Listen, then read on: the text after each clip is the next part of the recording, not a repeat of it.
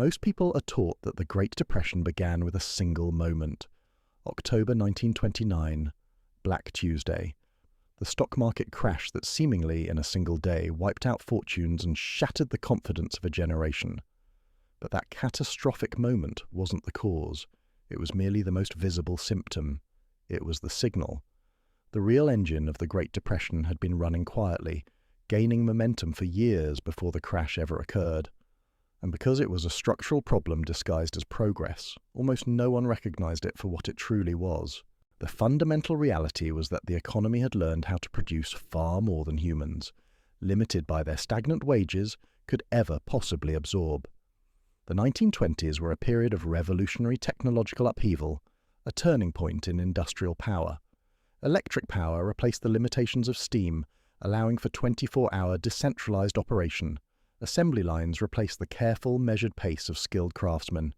Machines were no longer just passive tools assisting human workers. They became integrated systems that dictated the accelerating pace and scale of production. Factories could now scale output almost infinitely, limited only by raw materials and energy. But the financial reward to the workers, their wages, did not scale with them.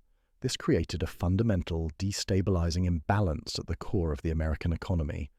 For the first time in modern capitalist history, the nation's capacity to produce goods grew dramatically and persistently faster than the purchasing power of the average human consumer.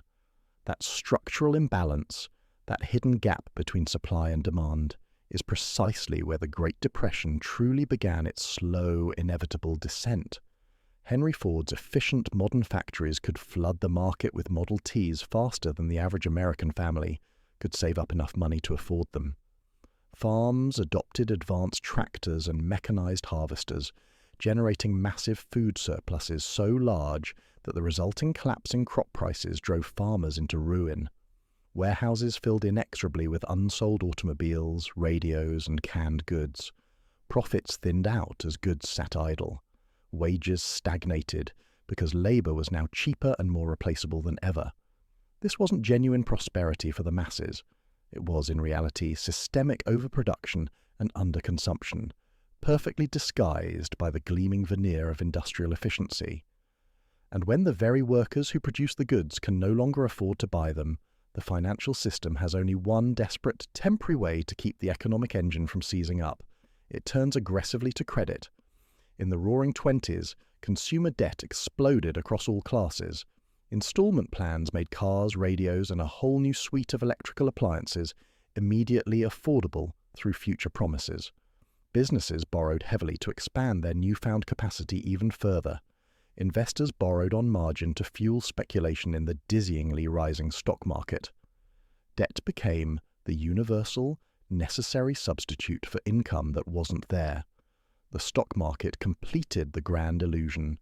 Rising asset prices created the powerful, intoxicating sense that wealth was growing everywhere and for everyone, even as the real underlying industrial economy grew dangerously fragile. By the late 1920s, the United States was not fundamentally rich or universally prosperous. It was instead monumentally leveraged. When confidence finally cracked and the reality of the situation became impossible to ignore in 1929, the fragile financial layer, the debt, collapsed first. Banks failed across the nation. Credit froze instantly. Consumption collapsed entirely as people stopped buying. But the deeper structural problem remained unchanged and unaddressed. Machines had replaced human labor, muscle, memory, and task execution faster and more completely than the economy could possibly create new, replacement ways for millions of people to earn a sustainable living. Unemployment didn't initiate the Great Depression. It was merely a consequence. The Great Depression was the historical event that finally and brutally revealed the mass structural unemployment that had already been baked into the modern industrial system for years. And here is where the echoes of history start to feel uncomfortably, chillingly familiar to our present moment. Today, nearly a century later, we are living through another technological rupture of similar epoch-making scale. The disruptive force this time is not the massive, humming assembly line. It is artificial intelligence. AI doesn't merely automate physical, repetitive labor. It automates abstract, high-value cognitive tasks, analysis, coordination, judgment, creativity. In the 1920s, the factory machine replaced human muscle and endurance. In the 2020s, artificial intelligence is rapidly replacing human cognition and synthesis. That distinction matters profoundly for the economy. Because cognitive labor, the manipulation of data, words, and ideas, is the primary engine where modern, high-value income now lives. Accountants, designers, analysts, programmers, marketers, researchers, entire categories of white-collar work exist because humans were once the cheapest thinking machines available. AI changes that equation. A single worker equipped with AI can now produce what once required entire teams. One model can generate reports, code, designs, and marketing materials at near zero marginal cost. Productivity is accelerating, but payrolls are not. Just like the 1920s, output is scaling faster than income. Only now, the imbalance is higher up the economic ladder. This is how overproduction appears in the AI era. Not as factories full of unsold goods, but as digital abundance with shrinking human participation. Content floods the internet. Software scales instantly. Services multiply.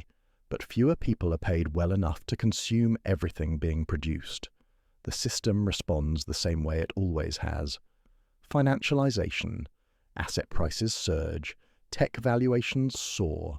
Speculative narratives replace sustainable demand. Stocks, crypto, AI startups, they become containers for excess optimism, absorbing pressure that the real economy can't. Just like the 1920s.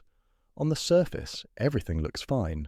Unemployment numbers lag, markets rise, innovation headlines dominate. But beneath it, the same structural tension is building. Productive capacity decoupled from human purchasing power. During the Great Depression, governments eventually understood the problem, even if they didn't describe it in these terms. The New Deal wasn't just about compassion, it was about restoring demand. Public works programs paid people to build roads, bridges, and infrastructure. Financial regulations slowed speculative excess. Social safety nets stabilized consumption. These weren't ideological experiments. They were mechanical fixes to a broken system. Today, AI is pushing us toward a similar reckoning. If machines can generate value without employing humans, then wages can no longer be the sole mechanism for distributing purchasing power. That's not a political statement, it's math. If income doesn't flow, demand collapses relative to production. And when demand collapses, even the most efficient system breaks. That's why ideas once considered radical are resurfacing. Universal basic income, shorter work weeks, AI usage taxes, public ownership of AI infrastructure. These are not utopian dreams. They are attempts to solve the same equation that failed in 1929. History tells us what happens when societies refuse to adapt. In the early 1930s, overcapacity turned into deflation. Deflation turned into mass unemployment. Mass unemployment turned into political extremism. Economic instability does not stay economic. It spills into politics, culture, and conflict. The Great Depression reshaped the world order. It led to new economic systems, new alliances, and ultimately global war. AI won't repeat history exactly, but the pattern is unmistakable. When technology advances faster than institutions, instability follows. AI is moving faster than electricity ever did, faster than mechanization, faster than the internet. The question is not whether productivity will explode. It will. The question is whether society can redesign income, ownership, and distribution before overcapacity turns into collapse.